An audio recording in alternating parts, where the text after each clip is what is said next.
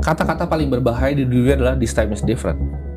Karena gini, ini kalau kita bisa pelajarin dari pertama kali bubble itu diciptakan, bubble salah satu yang pertama tuh South Sea Bubble, ya kan? 1700-an, ya, South Sea Bubble. Ternyata orang sejenius Isaac Newton itu hampir bangkrut gara-gara main saham. Di 1712, dia mulai beli saham South Sea.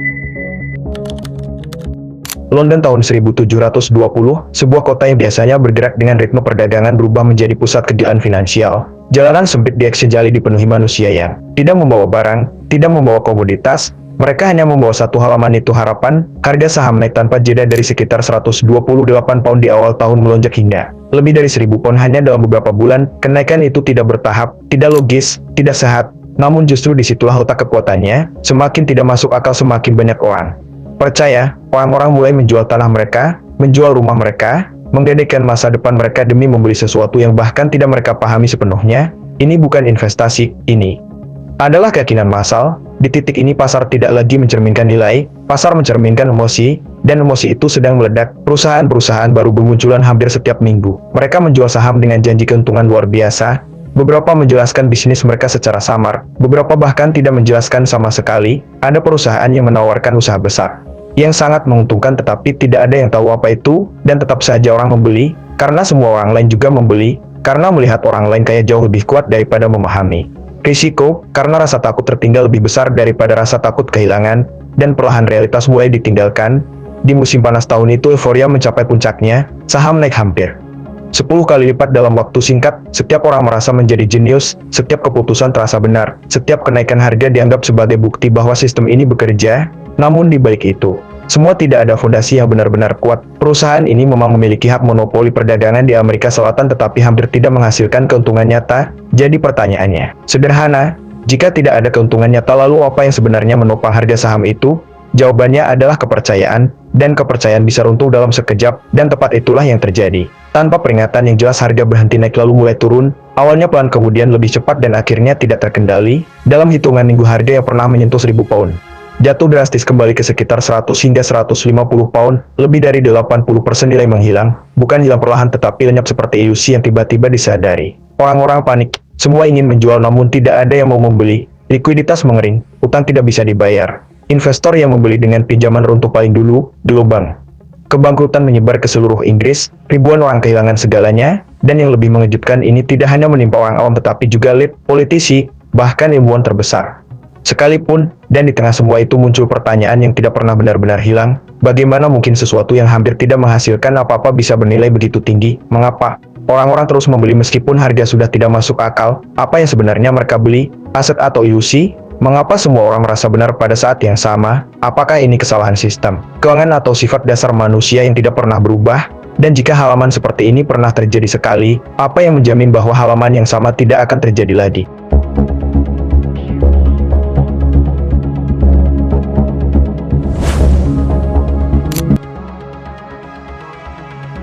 Pada tahun 1720, dunia menyaksikan salah satu peristiwa paling aneh dalam sejarah keuangan modern, sebuah fenomena yang kemudian dikenal sebagai South Sea Bubble, sebuah periode di mana harga saham sebuah perusahaan bernama South Sea Company melonjak secara ekstrem lalu runtuh dengan kecepatan yang sama, menghancurkan kekayaan ribuan orang dalam waktu sangat singkat.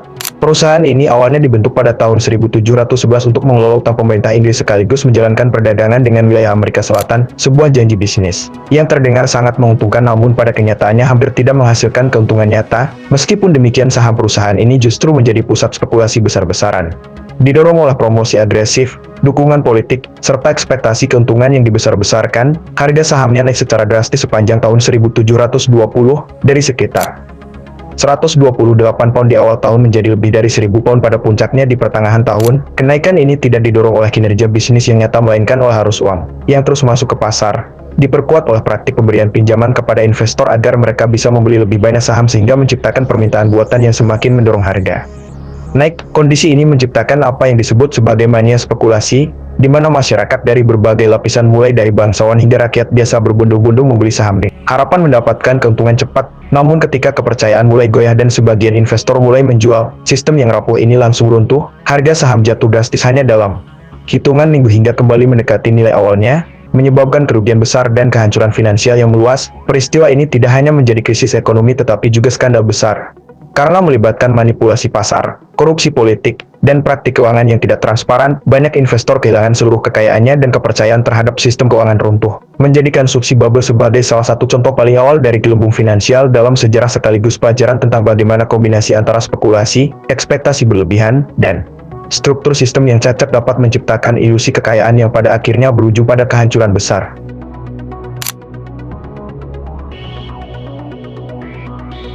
Beberapa tahun sebelum kegilaan itu meledak, semuanya terlihat seperti solusi yang cerdas, bukan masalah. Pada awal dekade 1710 Inggris berada dalam tekanan ekonomi yang sangat berat, utang negara membengkak akibat perang panjang seperti Perang Suksesi Spanyol.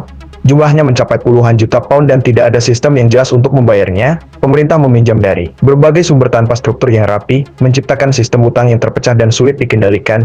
Dalam kondisi itu muncul sebuah ide yang tampak revolusioner, yaitu mengubah utang menjadi saham, sebuah konsep yang pada masa itu masih baru dan belum benar-benar dipahami oleh masyarakat luas. Pada tahun 1711 dibentuklah Suksi Company sebagai kerjasama antara pemerintah dan sektor swasta dengan tujuan utama mengkonsolidasikan utang negara dan sekaligus menghasilkan keuntungan dari perdagangan di Amerika Selatan. Investor yang sebelumnya memegang obligasi pemerintah ditawari untuk menukarkan utang mereka menjadi saham perusahaan. Sebagai imbalannya mereka akan menerima dividen dari keuntungan perusahaan dan bunga dari pemerintah yang dibayarkan melalui perusahaan tersebut. Sistem ini terdengar efisien karena pemerintah bisa mengurangi beban utang sementara investor mendapatkan aset yang lebih likuid dan bisa diperjualbelikan. Namun di balik itu terdapat satu masalah fundamental yang tidak banyak disadari. Sumber keuntungan utama perusahaan itu perdagangan dengan Amerika Selatan sebenarnya sangat terbatas karena wilayah tersebut dikuasai oleh Spanyol dan akses Inggris sangat dibatasi sehingga peluang keuntungan nyata hampir tidak ada. Meskipun demikian, narasi yang dibangun jauh lebih kuat daripada kenyataan. Perusahaan mulai memasarkan dirinya sebagai peluang emas dengan potensi keuntungan besar dari perdagangan global. Sementara itu di dalam sistem mulai muncul praktik yang semakin berbahaya. Saham diberikan kepada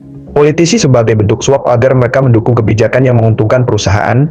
Insider trading mulai terjadi ketika pihak dalam memanfaatkan informasi sebelum publik untuk mendapatkan keuntungan besar. Bahkan perusahaan memberikan pinjaman kepada investor agar mereka bisa membeli sahamnya sendiri sehingga menciptakan permintaan buatan yang terus mendorong harga naik. Kondisi ini diperkuat oleh fakta bahwa masyarakat pada saat itu masih baru mengenal konsep saham sehingga banyak yang tidak benar-benar memahami risiko yang ada. Di sisi lain, London sedang mengalami pertumbuhan ekonomi dan muncul banyak skema investasi baru seperti loter, anitas, dan perusahaan saham gabungan yang membuat masyarakat semakin terbiasa dengan ide mencari keuntungan cepat. Semua faktor ini perlahan membentuk satu sistem yang tampak stabil di permukaan tetapi sebenarnya sangat rapuh. Pada tahun 1719 hingga awal 1720 situasi mencapai titik kritis ketika parlemen menyetujui rencana Suksi Company untuk mengambil alih sebagian besar utang nasional Inggris. Keputusan ini memberikan legitimasi besar kepada perusahaan dan meningkatkan kepercayaan publik secara drastis. Saham mulai naik bukan karena kinerja bisnis tetapi karena ekspektasi bahwa harga akan terus naik. Disinilah perubahan paling berbahaya terjadi. Pasar berhenti menjadi alat penilaian ekonomi dan berubah menjadi cermin psikologi massa.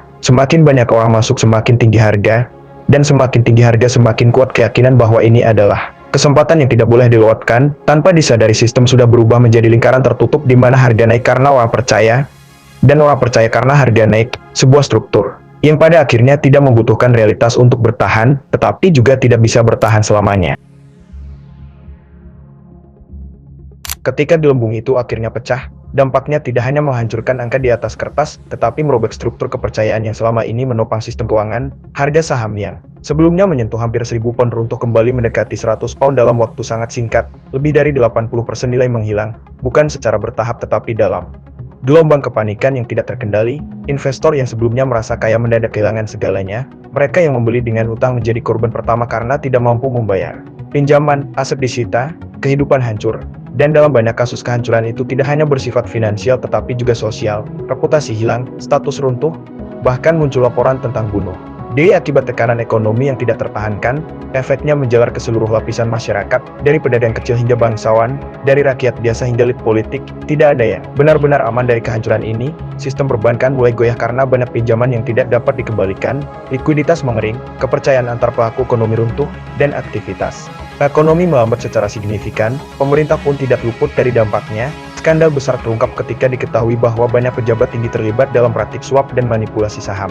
Parlemen dipaksa melakukan investigasi besar-besaran. Beberapa tokoh penting kehilangan jabatan, aset mereka disita untuk mengkompensasi kerugian publik, dan reputasi institusi negara mengalami kerusakan serius. Peristiwa ini juga menciptakan perubahan mendasar dalam regulasi keuangan. Pemerintah mulai menyadari bahwa pasar tidak bisa dibiarkan berjalan sepenuhnya tanpa kontrol, sehingga Muncul upaya untuk membatasi pembentukan perusahaan saham baru dan meningkatkan pengawasan terhadap aktivitas keuangan, namun dampak yang paling dalam sebenarnya bukan pada ekonomi atau politik, melainkan pada psikologi kolektif masyarakat, kepercayaan terhadap pasar runtuh, optimisme berubah menjadi skeptisisme, dan masyarakat mulai memahami bahwa kekayaan yang dibangun di atas ekspektasi tanpa dasar dapat hilang dalam sekejap. Subsi bubble menjadi simbol bahwa sistem keuangan bukan hanya tentang angka dan logika, tetapi juga tentang emosi, persepsi, dan keyakinan massal. Dan ketika semua itu runtuh secara bersamaan, dampaknya tidak hanya menghancurkan kekayaan tetapi juga mengguncang fondasi kepercayaan yang menopang seluruh sistem ekonomi.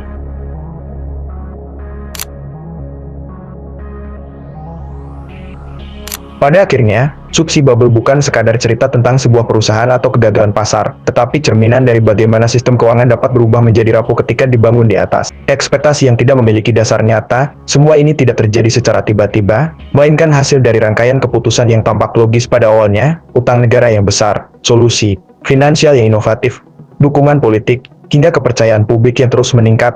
Namun di balik itu semua terdapat satu kesamaan, yaitu keyakinan bahwa harga akan terus naik tanpa batas, dan ketika keyakinan itu menjadi satu-satunya fondasi, maka kehancuran hanya tinggal menunggu waktu. Peristiwa ini menunjukkan bahwa pasar tidak selalu rasional, bahwa manusia cenderung mengikuti arus daripada memahami risiko, dan bahwa bahkan individu paling cerdas pun tidak kebal terhadap euforia kolektif. Dalam perspektif yang lebih dalam, subsi bubble bukan hanya tentang kesalahan sistem, tetapi tentang sifat dasar manusia yang selalu mencari keuntungan cepat dan sering mengabaikan realitas.